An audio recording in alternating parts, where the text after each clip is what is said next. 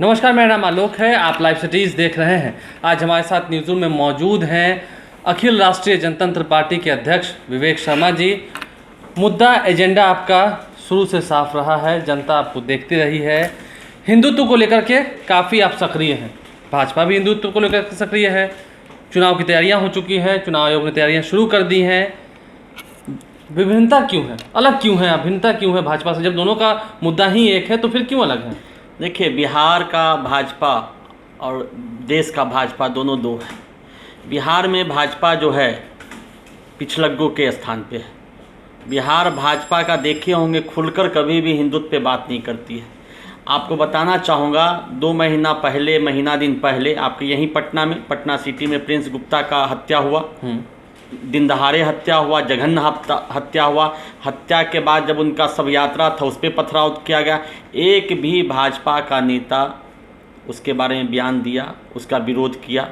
ऐसे कई हैं बिहार में, ऐसे कई एग्जाम्पल देंगे कि जहां पर हिंदुत्व के सिर्फ वोट लेना भाजपा जानती है, लेकिन हिंदू पे कहीं भी अत्याचार हो रहा है, हिंदू पे कहीं भी हमला हो रहा है, एक शब्द भी नहीं बोलती मतलब है। वहाँ पे भाजपा चुप हो जाता है। बिहार की जो बीजेपी है वो हिंदुत्व का ढोंग कर रही है। ढोंग है। भाजपा के साथ यही दुविधा है, जहां वो सत्ता में आ जाती है, जहां वो गठबंधन में रहती है, वहां हिंदुत्व भूल जाती है। जहां विपक्ष में है वहां हिंदुत्व का ढोल बजाती है। तो क्या मतलब यहाँ पर भाजपा की कमजोरी कौन बन बैठा? आप कह रहे हैं कि जहाँ गठबंधन कर लेते हैं, तो क्या भाजपा की कमजोरी नीतीश कुमार बन गया है? आपको भी मालूम है भाजपा का सुशील कुमार जो मोदी जी हैं, तो आपको मालूम है कि नीतीश के पिछलग्गू हैं। भाजपा का तो मैं कार्यकर्ता, हमारे अभी भी मैं आ रहा हूँ विक्रम से, भाजपा का कार्यकर्ता ही बोलता है कि भाई हम लोग का यहाँ तक है खुलेआम जय श्री राम नहीं बिहार में बोल सकते।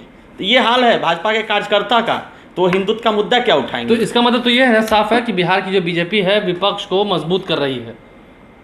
विपक्ष को मजबूत कर रही है। मैं आपको बताना चाहूँगा, जितने भी बजरंग दल से लेके जितने भी हिंदू कार्यकर्ता थे या हिंदू संगठन वाले, सभी पर ये विगत 3 सालों में 2017 से 20 में सभी पे FIR किया गया है। हर जिला वाइज, चाहे नालंदा जिला हो, चाहे जमुई जिला हो, चाहे शेखपुरा जिला हो, हर जगह पे FIR कराया गया है निर्दोष लोगों पे। और एक शब्द भी भाजपा का नेता उसके अगेंस्ट में नहीं बोलता है। देखिए, कुल मिलाकर जो मुद्दा है, आपकी जो भिन्नता है भाजपा से, वो क्यों है, वो झलक रही है। ठीक है, अक्सर आप कहते हैं इंडस्ट्रीज़ को लेकर, बिहार में रोजगार को लेकर के बातें होती हैं।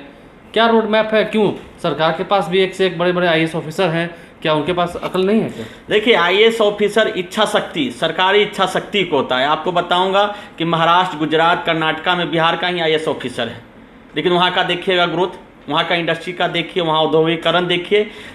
ऑफिसर नहीं करता है, नेता का क्षमता होना, नेता का नेतृत्व करने की क्षमता होना, नेता का इच्छा शक्ति होना कि हमको अपने प्रदेश में औद्योगिक विकास करना है, औद्योगिक क्रांति लाना है। यहाँ पे विगत 30 सालों में, 40 सालों में यहाँ पे देखिए, जब इलेक्शन होता है, चुनाव होता है, तो ईजी वे में उनको जाति के आधार पे वोट मिल जाता है, एक आरक्षण के आधार पे वोट मिल जाता है। तो उनका इच्छा शक्ति ही नहीं है कि बिहार में इंडस्ट्री लगे, बिहार के लोगों को रोजगार मिले। आपको मालूम होगा, हमारी एक बच्ची 1200 किलोमीटर मजबूरी में साइकिल चला के आई, उसको रामविलास पासवान जी से लेकर, राबड़ी देवी जी से लेकर, तेजस्वी जी से लेकर बधाई देने गए। मतलब कितनी शर्म की बात है कि वो मजबूरी में, उसके पिताजी कोई शौक से नहीं गए थे हरियाणा या दिल्ली कमाने, या बिहार का जो भी लोग जाता है कोई शौक से नहीं जाता है लेबर का, मजदूर का काम करने। लेकिन यहाँ का देखिए निर्लजता, देखिए यहाँ का नेताओं का, बिहार के नेताओं का, कि 1200 किलोमीटर एक हमारी बच्ची साइकिल चला के आती है तो उसको बधाई देने जाता है। तो ये बिहार का हाल है। हमारा देखिए साफ है,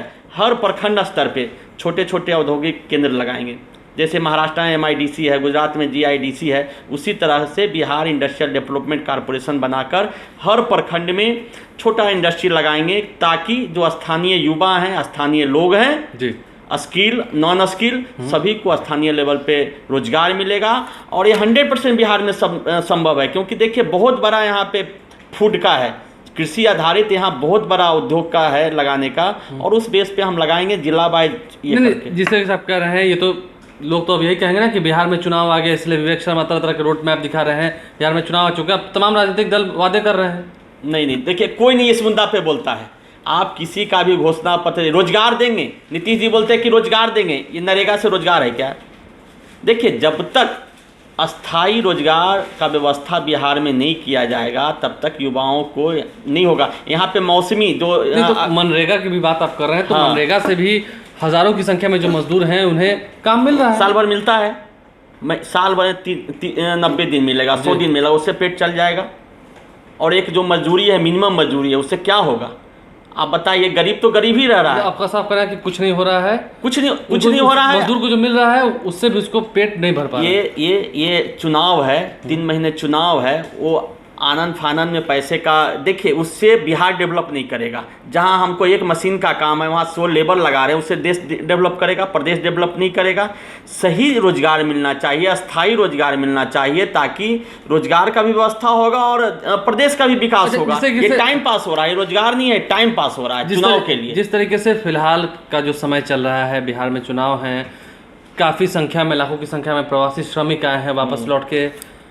बीच में विपक्ष की तरफ से आवाज़ भी आई थी कि जिस तरीके से एडीजी मुख्यालय की तरफ से पत्र जारी करके फिर उसे वापस ले लिया गया कि क्राइम बढ़ेगा। क्या लग रहा है, अपराध का जो ग्राफ रेट है वो बढ़ा है, इस पर क्या करेंगे? अपराध पर देखिए, मैं कड़ा शब्द में बोलता हूँ, अपराध का हाल हो गया है कि मुख्यमंत्री जी नीतीश कुमार के घर से बिस्तर लेके भाग रहा है अपराधी। आज पटना में जो पटना का एक बताइए लैंडमार्क है निशाबाद, वो चौराहे पे दिन दहाड़े 3 बजे 10 लुटेरा आके बैंक को लूट कर चला जाता है। 20 से 25 मिनट बैंक में रहता है और प्रशासन मुख्य दर्शक है। अपराध की बात जब आप कर रहे हैं तो फिलहाल जेडीयू की जो सरकार है, नीतीश कुमार की पार्टी है, कह रही है कि आप 15 साल को देखिए ना, 15 साल का जंगल राज देखिए। अरे सर, 15 साल का जंगल राज था, उसी के लिए तो लालू जी को हटाया गया, आपको लाया गया। ये जो 15 साल जो जप रहे हैं, तो 15 साल लालू जी का अगर कारनामा नहीं होता तो फिर आपको लाता क्यों, आपको झेलता क्यों? आप ये देख के बोल रहे हैं कि 15 साल ने लालू जी ये किए, तो 15 साल में आपने क्या? आज मैं बता रहा हूँ, जितने जगह यहाँ पे हत्या हो रहा है, जितने जगह लूटपाट हो रहा है, जितने माफिया है, सभी जदयू के पदाधिकारी हैं, जदयू के नेता हैं। नहीं, ये तो आप आरोप लगा रहे हैं। बालू माफिया जदयू का है। जितना हत्या हुआ है, आपको सिंधवारी में जो जहानाबाद में हत्या, उसमें अभय कुशवाहा का हाथ है। जमुई में हुआ है हत्या, मैं बता रहा हूँ जितने अभी बिहार में हत्या हो रहे हैं, आपको मालूम होगा गोपालगंज के हत्या हुआ, तो सभी में जदयू सरकारी हत्या हो रहा है, सरकारीकरण है। आप ये नहीं, सरकारीकरण आप कह रहे हैं, लेकिन हम नहीं कहेंगे, क्योंकि आरोप जिस तरह से आप गोपालगंज की बात कर रहे हैं, अमरिंदर पांडे की बात कर रहे हैं, वहां पर आरोप सिद्ध नहीं हुए। सिद्ध कौन करेगा? प्रशासन आप हैं, आप ही कोतवाल हैं, आप ही चोर हैं। सिद्ध हुआ ही नहीं तो आप तो आरोप लगा रहे हैं, इसका तो राजनीतिकरण कर रहे हैं। पूरे पब्लिक देखिए, जनता सबसे बड़ा दुनिया की अदालत होता है सर। तो फिर वो पहले भी जब वो करते थे, आपका आरोप है, तो फिर जीतते क्यों है? जीतते अभी देखिए, पाप एक बार में नहीं होता है। पाप लालू यादव जी 5 साल 10 साल 15 साल में हुआ, इनका भी 15 साल समय हुआ है। पब्लिक तंग आ चुका है, पब्लिक को सच्चाई मालूम हो गया, इनका ढोंग मालूम हो गया है। जितने गैंगस्टर हैं, इनके विधायक नेता हैं, और ये एक तरह से सुशासन का बात कर रहे हैं, इसीलिए तो क्राइम पे कंट्रोल नहीं हो रहा है। तो कुल मिलाकर देखा जाए तो विवेक शर्मा जो है अब चुनाव की तैयारियों में लग चुके हैं, दिख तो यही रहा है। चुनाव तो लड़ना ही है ना, चुनाव लड़ना है, मजबूती से लड़ना है। और कमजोर किसे करना है? हम किसी को नहीं, आप हिंदुत्व का भी झंडा लीजिएगा तो क्या भाजपा मजबूत होगी? हमको भाजपा या जदयू किसी पार्टी से, हमारा अपना विचारधारा है, हमारा 2 विचारधारा है। एक हिंदुत्व में हमारा ये नहीं है कि हम हमारा हिंदुत्व में यही है कि हिंदुओं को संरक्षण मिले, हिंदुओं को उन्नति हो, हिंदू एकजुट हो। उसके लिए तो आरएसएस भी बनी है। आरएसएस सर भाजपा है, भाजपा आरएसएस 2 है क्या? आज बिहार का बताना चाहूँगा, 1 से 1.5 करोड़ खाली उत्तर बिहार में घुसपैठिए बस गए। आने वाले दिन में आपको एनआरसी जो हुआ था उसके आप समर्थन में हैं? एकदम हम समर्थन में। हम तो आपको पहला दिन बता रहे हैं कि देखिए, हमारी पार्टी सत्ता में आती है, बिहार के जनता आशीर्वाद देगा, हम एक शिक्षा प्रणाली लागू करेंगे। ये मदरसे जो है ना, अनेकों शिक्षा प्रणाली वो बंद करेंगे, एक शिक्षा प्रणाली। तो फिर कहाँ पढ़ेंगे वो लोग जो वहाँ पढ़ते? हम पढ़ाएंगे ना, जैसे और हिंदू के बच्चे पढ़ रहे हैं, कहाँ पढ़ रहे हैं?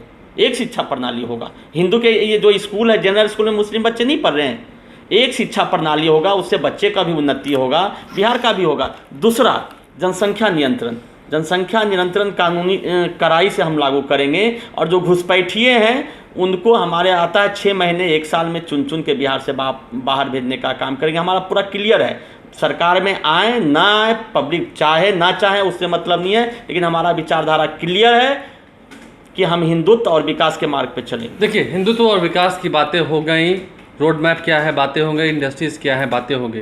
तो कुल मिलाकर विवेक शर्मा की जो पार्टी है वो तैयार है। अंतिम सवाल जाते जाते आपसे यही पूछेंगे, जिस तरीके से हालात लग रहे हैं, बिहार के चुनाव होंगे नहीं होंगे, विवेक शर्मा क्या कहेंगे? चुनाव होने चाहिए समय पर, नहीं होने चाहिए? चुनाव देखिए, चुनाव के लिए हम लोग को समय मिले। आपने तो कहा कि मैं तैयार हूँ। जनता के बारे में सोचा, कोरोना संकट है, कोरोना संकट है, वो तो केंद्र सरकार को चुनाव आयोग को सोचना चाहिए। नहीं, हम ये भी आपको इसमें अपडेट दे दें कि 26 जून को चुनाव आयोग ने, बिहार चुनाव आयोग ने सर्वदलीय बैठक बुलाई है, सभी नेताओं से उस पर चर्चा होगी। तो क्या कहते हैं, चुनाव होना चाहिए समय पर, नहीं होना चाहिए? दीपावली के बाद होना चाहिए, छठ पूजा के बाद। हम तैयार हैं। आप छठ पूजा की बात करें तो इसका मतलब कि बिहार में राष्ट्रपति शासन लगना चाहिए। अब राष्ट्रपति शासन हो तो केंद्र का खत्म हो जाएगा, टर्म खत्म हो जाएगा। देखिए, उसके पीछे हम लॉजिक बताते हैं। छठ पूजा बिहार के लिए बहुत बड़ा त्यौहार है, बहुत बड़ा उत्सव है। दीपावली या छठ पूजा का जो ये है, उसमें पब्लिक अपने अपने कामों में डिस्टर्ब रहते हैं। उस बीच में इलेक्शन होगा तो बिहार के जनता के साथ नाइंसाफी होगा। इसका मैं एग्जाम्पल बताना चाहूँगा। गणेश पूजा में महाराष्ट्र में चुनाव को आगे बढ़ाया गया था, इसीलिए हमारा चुनाव आयोग से निवेदन है कि बिहार के जनता की भावना को देखते हुए, बिहार के हिंदुओं के भावना को देखते हुए छठ पूजा के बाद चुनाव कराएं। और मौसम भी अनुकूल रहेगा, नवंबर दिसंबर का मौसम भी बिहार के लिए अनुकूल है, हर तरह से सही रहेगा। तब तक कोरोना का भी असर धीरे धीरे कम होगा और ज़्यादा से ज़्यादा लोग बिहार में आए रहेंगे। हमारा देखिए, बिहारियों का सहभागिता ज़्यादा होना चाहिए, इसलिए हम बोल रहे हैं कि छठ पूजा के बाद होना चाहिए, ताकि आपको मालूम होगा कि हर घर में पूरे देश से बिहार में लोग आते हैं और ज़्यादा से ज़्यादा लोग वोटिंग में भाग लेंगे। देखिए, बिहारी जो है वो वापस आए अपने घर को, वोटिंग में भाग ले, यही चाहते हैं। विवेक शर्मा, इस विशेष चर्चा में बनने के लिए हमारे साथ बहुत बहुत शुक्रिया आपका, धन्यवाद। और कुल मिलाकर बातें इनकी स्पष्ट हैं, इंडस्ट्री को लेकर, अपराध को लेकर के, और सत्ता पक्ष जो बहानेबाजी कर रहा है उसको लेकर के। आप लाइव सिटीज के साथ बने रहें, हमारे चैनल को सब्सक्राइब कर लें, साथ साथ फेसबुक पेज भी लाइक करें। इसके अलावा ट्विटर हैंडल पर लाइव सिटीज को फॉलो करें। धन्यवाद।